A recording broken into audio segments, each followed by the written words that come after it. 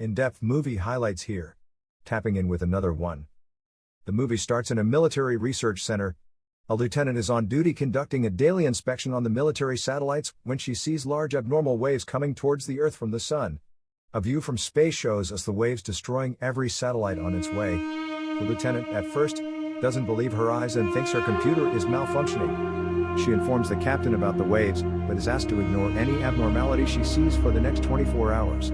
The woman finds this suspicious and is sure that the waves are something they should worry about. Then, we are introduced to Armin, a scuba diving instructor, and a submarine engineer. He lives a simple life off a coast somewhere in Turkey. One morning he is approached by his ex-girlfriend Victoria. Victoria is a marine biologist and is planning to go on a submarine dive to the depth of the Incirlik Air Base. She has picked out a team of 5 and found sponsors to fund the trip, but is in need of a submarine and a team leader. Armin refuses to join when he finds out the sponsor is his millionaire father who he hates. A day after Victoria's visit, Armin gives it a thought and decides to join the trip to spite his father. When he goes to her place to inform her, he is received by a man. Armin thinks he is in the wrong house only to find out that the man is Victoria's fiancé, Freddie. He will also join them at the air base but will stay on the ship and handle the technical part of the project. Armin feels uneasy working with the man but doesn't show it on his face. Somewhere else, a soldier who saw the waves in the morning gets anxious and calls her mother. She asked everyone in her family to find a safe space underground because something terrible is going to happen when the sun rises. As soon as he hangs up, 2 soldiers barge into the house. The woman manages to trick them and drives away in their car. The scene cuts to the night of the initiation of the submarine. The rest of the team consists of a foreigner, Felix, Armin's best friend Benson, and a college student named Lana. All 5 crewmates excitedly board the ship alongside Freddie and the captain of the ship. Upon reaching the airbase in the middle of the ocean, Freddie and Victoria wish each other goodbye and the crew of 5 gets into the submarine. The ship's captain stops Victoria and tells her something strange is happening on this dimension. However, they assume it will affect them instead. Everything goes well for the crew, and the crew stays underwater for more than 12 hours. Suddenly, Armin notices that the ocean is too bright given the fact that they are in the focus zone where the sunlight doesn't reach. He moves the submarine towards the surface, declaring that the trip is over.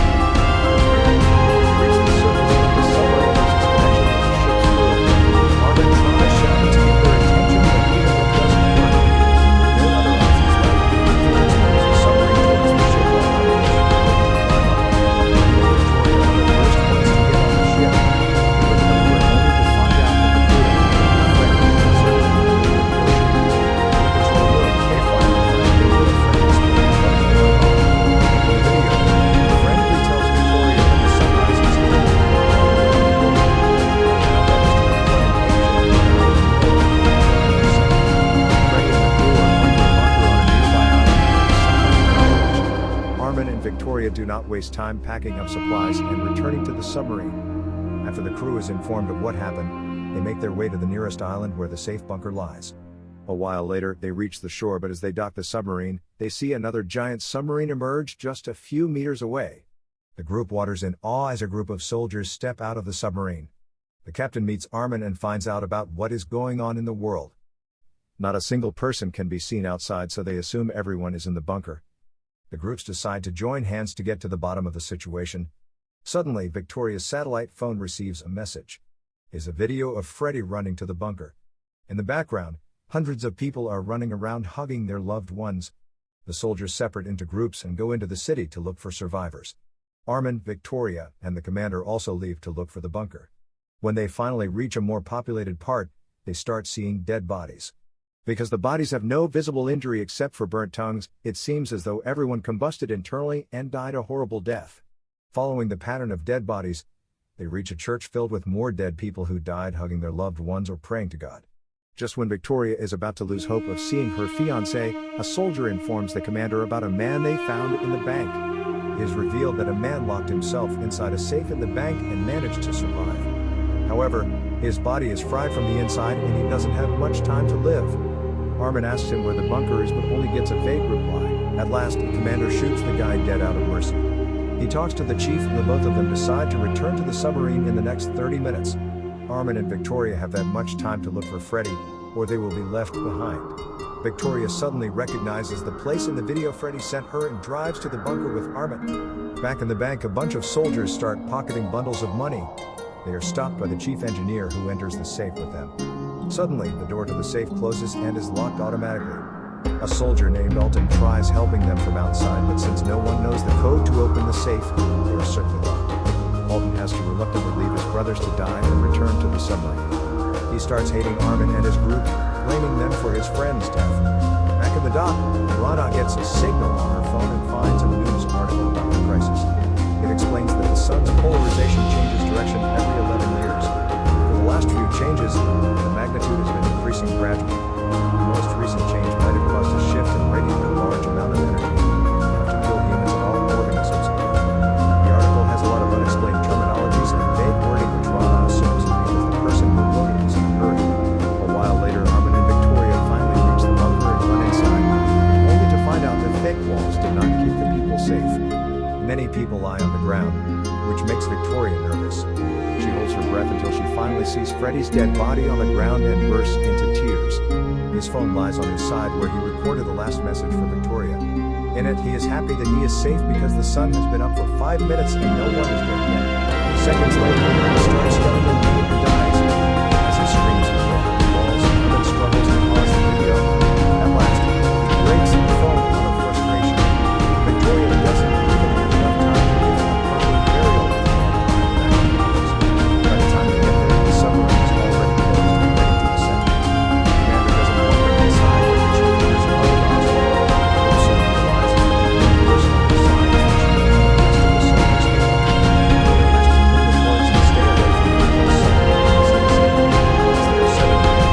The soldiers panic because no one knows what the problem is. Moreover, the chief engineer died earlier in the night and the group lacks a skilled engineer. Suddenly, Armin recognizes the problem is with the submarine's hydraulics and faces him. Pressure on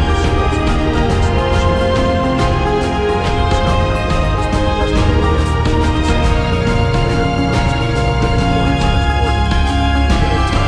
and the chief engineer. Joke around and try to make themselves feel better. The fun time is interrupted when Alton comes to check on them and hits them with several insults. When the group resists, he assaults Benson. Having had enough, Victoria goes to the chief and tells him about how they are being treated like murderers. The man promises to ensure their safety before sending them away. Meanwhile, in the living quarters, Alton secretly drinks alcohol with his buddies. They look for their stash of canned food and find some missing. A drunk Alton assumes it was Victoria who stole it and starts threatening her. He is stopped by Operation Officer Olivia, who also happens to be the chief's daughter. Alton doesn't stop there and wakes up every soldier to rebel against Armin and his group. He demands the chief throw them out of the submarine as per the majority's wish. The chief sternly asks him to stop causing trouble and is mad at him for drinking when it is not allowed. Moreover, the soldiers are restricted from taking canned goods to the living quarters, which gets Alton deeper into trouble. Armin then comes forward to apologize and calm everyone down. He explains that they need each other to survive because they might be the only humans alive on the planet. His wise comments make the commander change his mind about Armin and his group, and he starts to trust them. Felix, who is still in the living quarters, sees a soldier carrying a hand grenade carelessly. He panics and quickly runs to tell everyone about it. The chief and the rest of the group race to the living quarters and find a man smiling, looking at the grave. The death of his family back home has gotten the best of him, making him irrational. He thinks that everyone in the submarine should die so they can start a new life with their families in heaven. The chief tries his best to reason with him and calm him down, but nothing works. As the last resort, he walks into the room and closes the door behind him to save the others. The grenade goes off and both the chief and the soldier die in the explosion. Seconds later, the soldiers start fixing the damage done by the explosion. Everything seems repairable except for a singular hole in the floor of the control room. No matter how hard Armin tries, the water pressure doesn't let the metal stay to cover the hole. The only way to solve this is to close it from the outside. Olivia volunteers to help Armin in the mission even though she is still emotionally unstable after her father's death. They swim outside and reach the impact area. Armin welds a metal to cover the hole as Olivia holds a flashlight for a better view in the dark. Suddenly, a fish attacks her, making her lose hold of a necklace that was her father's last gift. She swims to get it back but loses sight of the submarine in the process. When Armin notices her missing, he goes to look for her. The two find each other, but they have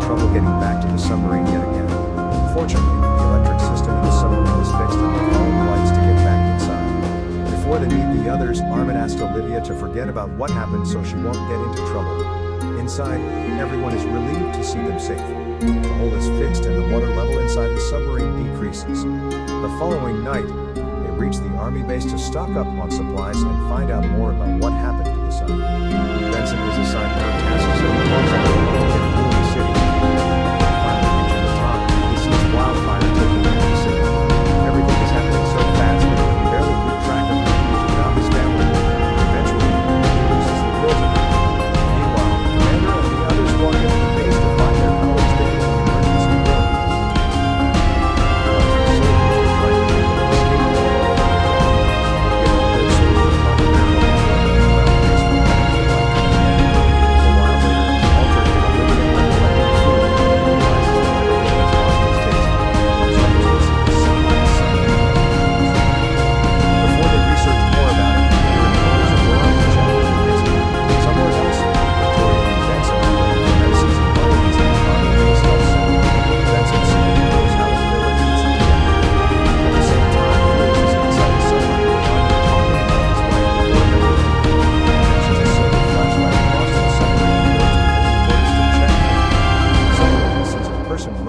Submarine. Since he and Armin were the only ones supposed to be in the quarters, he follows the person behind. Soon, the soldiers join him and the episode ends as they finally surround the stranger. That's it for. Make sure to like and subscribe.